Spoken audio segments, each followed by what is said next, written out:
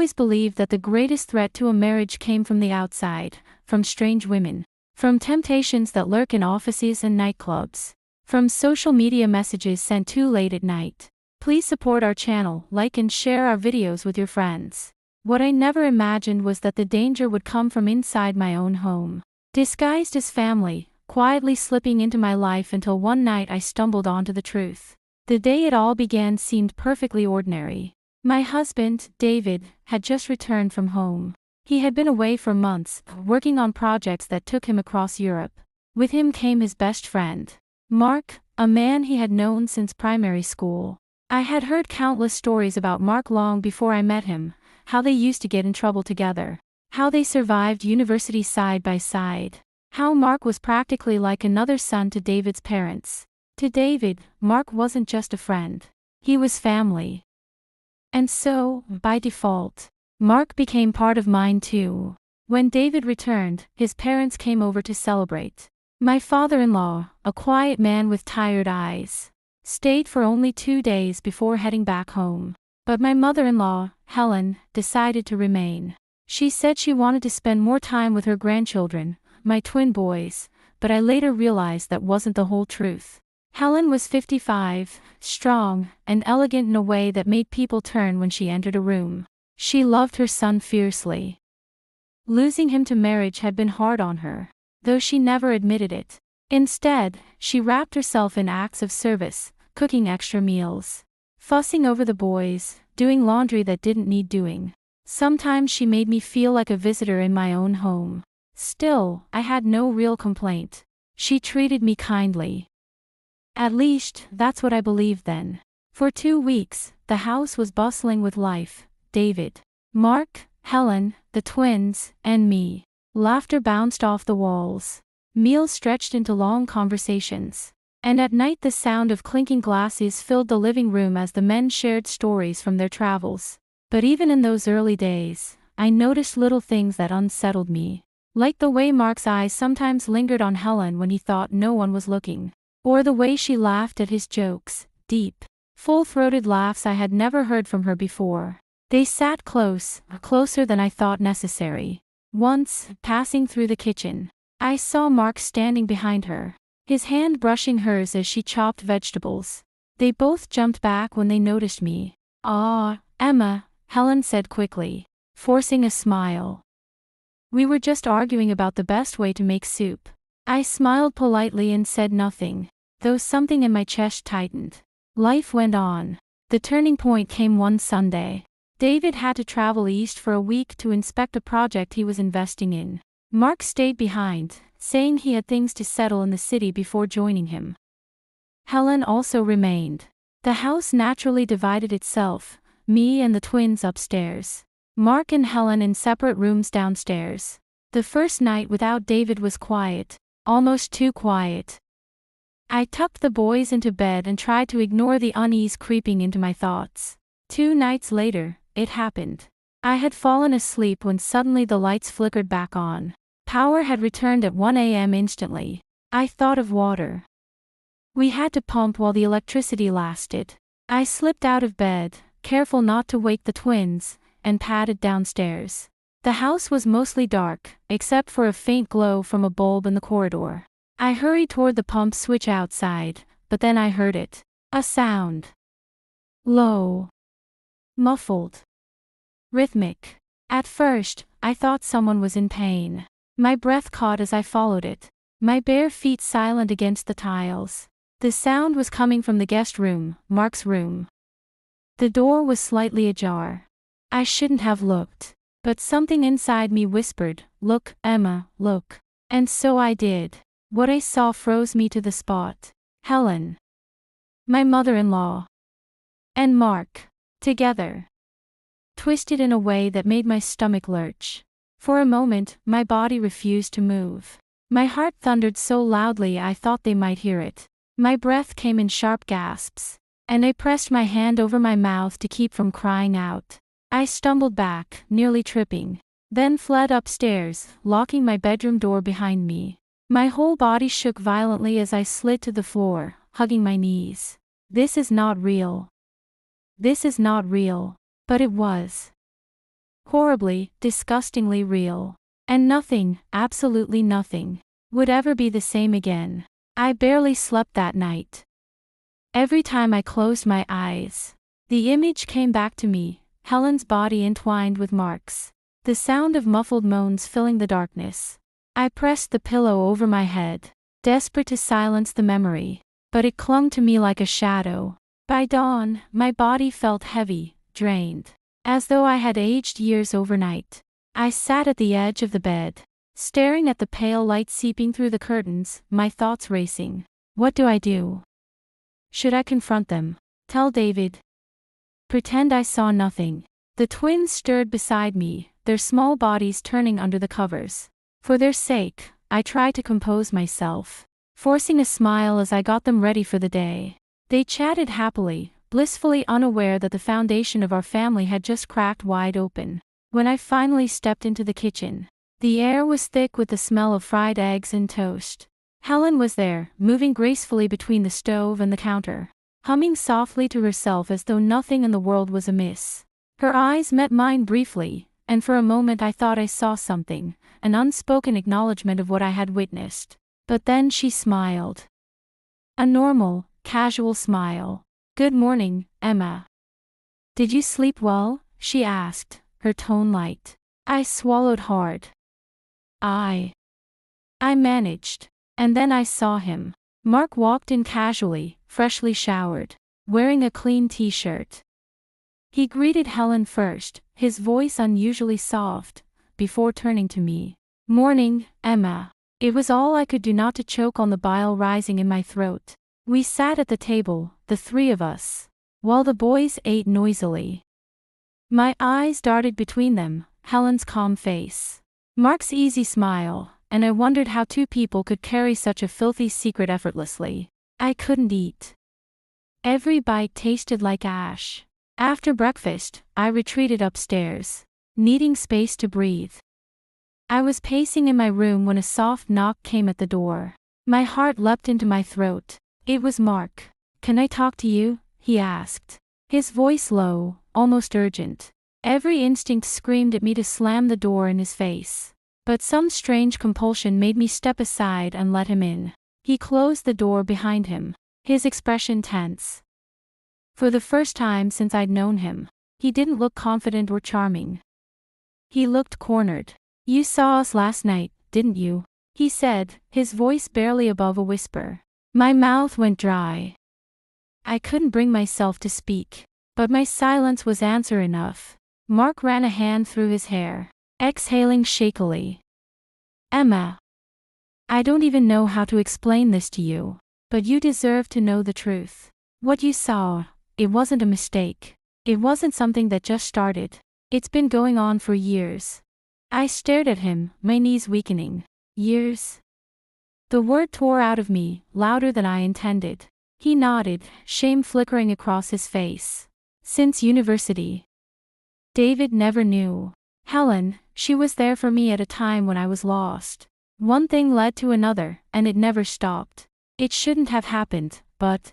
"Stop," I cut in, my voice shaking. "Don't you dare try to make excuses. She's your best friend's mother, for God's sake." Mark flinched but pressed on.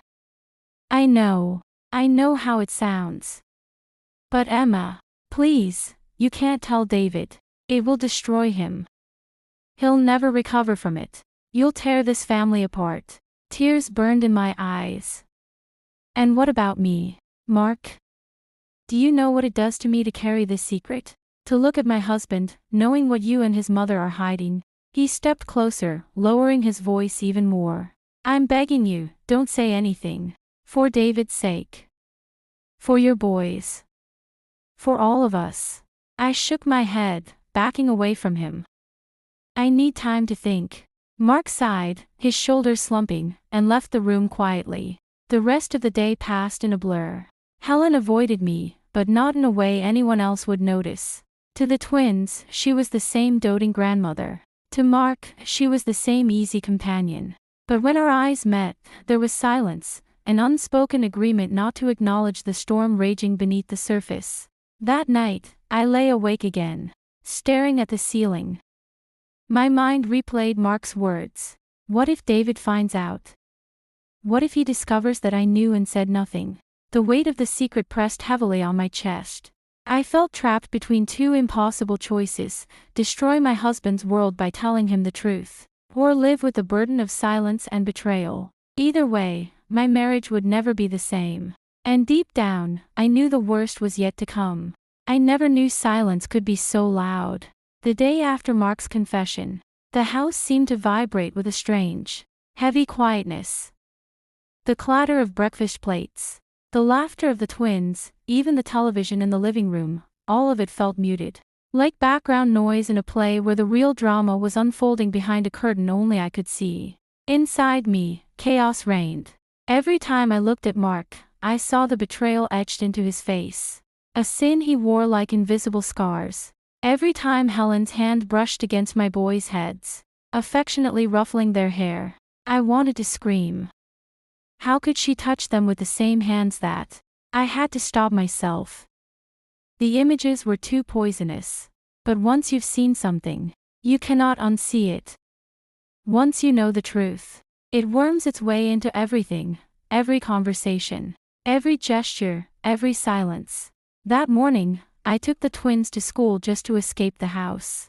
The air outside was fresh and cool, carrying the scent of early morning dew. I drove slowly, gripping the steering wheel tighter than I should, forcing myself to focus on the mundane: red lights, traffic, the chatter of the boys in the back seat. But even then, my mind drifted. Mark's words echoed in my head. It's been going on for years. Since university. Please don't tell David. University. 9 years ago. That meant while David and I were still dating, still dreaming of our future together, Mark was already entangled with Helen. While I was worrying about wedding dresses and saving money for our first apartment, they were sneaking around, carving out a dark corner of deceit. My stomach churned. How could Helen betray her own son like that? How could Mark betray his best friend? And worse, how could I carry their secret without betraying David myself? After dropping off the boys, I parked the car in a quiet corner of the school lot and sat there, staring at nothing. My phone buzzed in my bag, probably a message from David checking in, but I couldn't bring myself to answer. I was suffocating. By the time I returned home, Helen was in the garden, trimming the roses. She looked serene, humming under her breath, as though she hadn't a care in the world. When she saw me, she lifted her head and smiled. "Emma, you're back." The boys settled in well. Her voice was calm, warm, and maternal. I wanted to scream. "How can you stand there, pruning flowers, after what I saw?" Instead, I forced a smile. "Yes, they're fine." Her eyes lingered on me a moment too long, as if she could read the storm brewing behind my face. But she said nothing more. She simply turned back to her roses, snipping carefully, petals falling to the ground like silent witnesses. The days blurred together. I went through the motions of life: school runs, cooking, laundry, but I was no longer truly present. I avoided both Helen and Mark as much as I could. Yet no matter how hard I tried, I couldn't escape them. They were always there, in the same house, moving around me like shadows I couldn't shake. At night, I lay awake listening to the creaks of the house, every sound amplified by my paranoia. Was that a door opening? Footsteps in the hallway. Were they meeting again while I slept upstairs with David's children? Sometimes, I almost convinced myself it was better not to know. But the memory of that night, their bodies, their moans, burned too vividly in my mind to ever fade. And then came the whispers. I don't mean literal whispers. I mean the voice inside my head, hissing at me relentlessly. "You're complicit now. You're just as guilty as they are. Every day you stay silent, you betray David. Every day you smile at him on the phone, you lie." I tried to silence it, but it only grew louder. On the 4th day, Mark cornered me again. It was in the kitchen, while Helen was upstairs with the boys. I was washing dishes when he stepped in, his presence filling the small room. "Emma," he began, his voice low, almost pleading. I didn't turn around. "What do you want, Mark?" I need you to understand. I never meant for this to happen the way it did. I slammed a plate onto the counter, spinning to face him. Don't you dare stand there and act like you're the victim. You've been sleeping with your best friend's mother for nearly a decade. Do you even realize how disgusting that is? His face tightened. I know. God, do you think I don't know? I hate myself for it sometimes. But Helen, she was there for me when no one else was. She helped me through things David never knew about. It started with comfort, and then you kept going, I snapped, cutting him off. Year after year. While your so-called brother trusted you. While your so-called family embraced you. And now you want me to carry this secret for you. He stepped closer, desperation in his eyes. Emma, please. You don't understand what this will do to David. He worships his mother. If he ever finds out. I backed away, my heart hammering. Stop asking me to protect you. Stop asking me to protect her. I have no reason to. You've both destroyed everything already. For a moment, Mark just stood there, his chest rising and falling rapidly. Then he lowered his head. I'm sorry, he murmured, before walking out. But his apology meant nothing. It couldn't erase what I'd seen. Later that night, I called David. His voice was warm, full of excitement about his project. And the sound of it nearly broke me. I miss you, he said. How are the boys? How's Mum? How's Mark? The words sliced into me. I lied. Of course I lied. I told him everything was fine. The boys were well, his mum was doting on them. And Mark was helping around the house. The moment I hung up, I collapsed onto the bed, tears spilling down my face. I hated lying. But what choice did I have? The next day, Helen came to me. It was evening. The boys were in bed. Mark had gone out, and the house was quiet. She knocked softly on my door and stepped in, her face unreadable. Emma, she said calmly, we need to talk. My chest tightened. About what? You know what, she replied. The air between us thickened. I could hear the faint ticking of the clock on the wall, each second stretching like an eternity. I saw you that night, I whispered, my voice trembling. I saw you with Mark. Helen didn't flinch. She simply closed the door and leaned against it, her eyes locked on mine. I know, she said. And I also know Mark has told you it's been going on for years. Her calmness terrified me more than if she had screamed. How could you? My voice cracked. He's your son's best friend. He's practically family. And David, do you realize what this would do to him? For the first time, Helen's expression softened. There was no guilt, no shame, only a strange sadness. I love my son, she said. More than life itself. But my life is not as simple as you think. Emma. There are things you don't know. Things David doesn't know. Mark isn't just a mistake.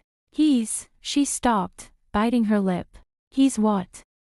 I pressed, my heart racing. But she shook her head. It doesn't matter. What matters is that you keep this to yourself. For David's sake. For the boys' sake. If you truly love your husband, you'll stay silent. Her words sent a chill through me. Not because she was wrong, David would be destroyed if he found out, but because I realized she was right about something else. I was now trapped in their web. Silence wasn't just protection. It was survival. As Helen left the room, her voice lingered in my ears like a curse. If this secret comes out, Emma, it won't just break David. It will break you too. I sat there long after she'd gone. My body trembling, the walls closing in on me. I was holding a truth too dark to tell and too heavy to keep. And I had no idea how much longer I could survive it. Secrets rot the soul. By the time the first week passed, I was barely functioning. Every phone call from David felt like a test I was bound to fail. His voice was warm, filled with love and trust, while mine cracked under the weight of lies. I told him his mother was wonderful. Mark was a help, and the boys were happy. But inside, I was unraveling. Helen's steady gaze followed me everywhere, her calmness like a knife against my nerves. She thrived in silence, I suffocated in it. One night I dreamed David walked in, radiant with joy, only for the truth to hit him like a bullet. "You knew and you didn't tell me," he screamed in my head. I woke up shaking, drenched in sweat. The cracks widened quickly. It was Saturday when David surprised us with a video call. The twins squealed with joy, the screen lit with his smile. Everything seemed perfect until he asked, "Where's Mum? Where's Mark? Haven't seen them in a while." Helen leaned into the frame, her tone smooth, reassuring. "We're right here, David. Don't worry about us. Focus on your work." Her eyes locked with mine, cold and sharp, reminding me of my silence. I forced a smile, but my insides were burning. After the call, I ran upstairs, the lie clawing my throat. Later that night, while cleaning the kitchen, I overheard them. Helen's voice low, commanding, "He doesn't need to know." Emma won't say anything. Mark's voice trembled. "She looks like she's falling apart." "What if she tells him?" "She won't," Helen hissed. "If she loves David, she'll keep her mouth shut. And if she doesn't, she'll regret it." Her words weren't just a warning anymore, they were a threat. The next day, the danger nearly surfaced. My son Daniel asked innocently, "Grandma, why do you and Uncle Mark hug so much?" The air froze. Helen laughed quickly. "Because he's like a son to me, darling." The boys returned to their toys. But I saw the fear flicker in Mark's eyes, the tightness in Helen's smile. It wouldn't be long before the wrong person asked the right question. By then, I knew the silence wouldn't hold forever. David came home a week later. The boys ran into his arms, squealing with joy. My chest ached watching him, guilt gnawing through me. When he reached me, he kissed me deeply. "I missed you, Em." "I missed you too," I whispered, my throat tight. For a day, life seemed normal.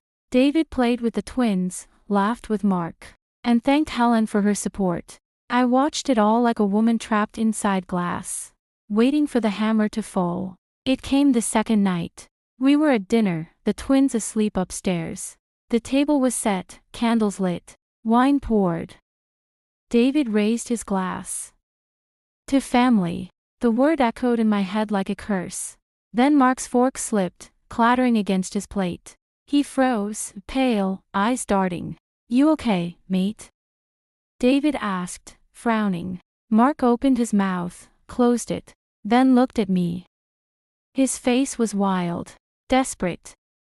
I knew instantly, he couldn't hold it anymore. "I need to tell you something," he said hoarsely. Helen's voice sliced through the air. "Mark, don't." But the dam had broken. "I've been involved with your mother. For years. Since university." The silence that followed was worse than any scream. David blinked once, then laughed hollowly. "That's sick. That's not funny." Mark's hands shook. "It's not a joke, David." "I'm sorry." David turned to Helen, his face collapsing in disbelief. "Mum, tell me he's lying." Helen's lips parted. Her eyes brimmed with tears. But no words came. Her silence was her confession. David staggered back, the wine glass slipping from his hand, shattering across the floor. His breathing came in sharp, shallow bursts. "No," he whispered. "No, this isn't real." I moved toward him. "David." His eyes snapped to mine, full of fury. "You knew." The world fell away. I tried to speak, but my tears answered for me. "You knew and you didn't tell me," he repeated, his voice breaking. "I wanted to protect you," I sobbed. "I didn't know how." "Protect me." He laughed bitterly. "By letting me sit here like a fool. By letting me toast to family while my own brother and my mother." His voice cracked, rage choking him. He spun on Helen, shaking with fury. The crash of bodies against the table sent dishes flying, wine spilling like blood. David's fists pounded Mark, years of trust burning to ash with every blow. I screamed, trying to pull him back, but his rage was feral. When I finally dragged him off, His chest was heaving, his knuckles bleeding. He looked at me as though I were a stranger. I can't look at you right now. I can't look at any of you. His voice was raw, shredded. Then he left. The door slammed so hard the walls shook. And the house fell silent. The days after were unbearable. Helen packed her bags quietly and vanished. Mark disappeared without goodbye. I stayed, holding my boys, waiting. David came back after 3 days. His face hollow. He didn't speak at first. Just stood in the doorway, eyes rimmed red. When he finally looked at me, his voice was flat. You broke my trust, Emma. Not just by keeping their secret, but by lying to me every single day. Tears streamed down my cheeks. I was terrified. I didn't know what to do. His eyes softened, but only for a moment. Maybe you thought you were protecting me. But silence destroyed us more than the truth ever could. He didn't say if he forgave me. He didn't say if our marriage would survive. He just walked upstairs to kiss the twins goodnight. And I sat alone in the dark, realizing the silence that once chained me had finally shattered, leaving only broken pieces behind.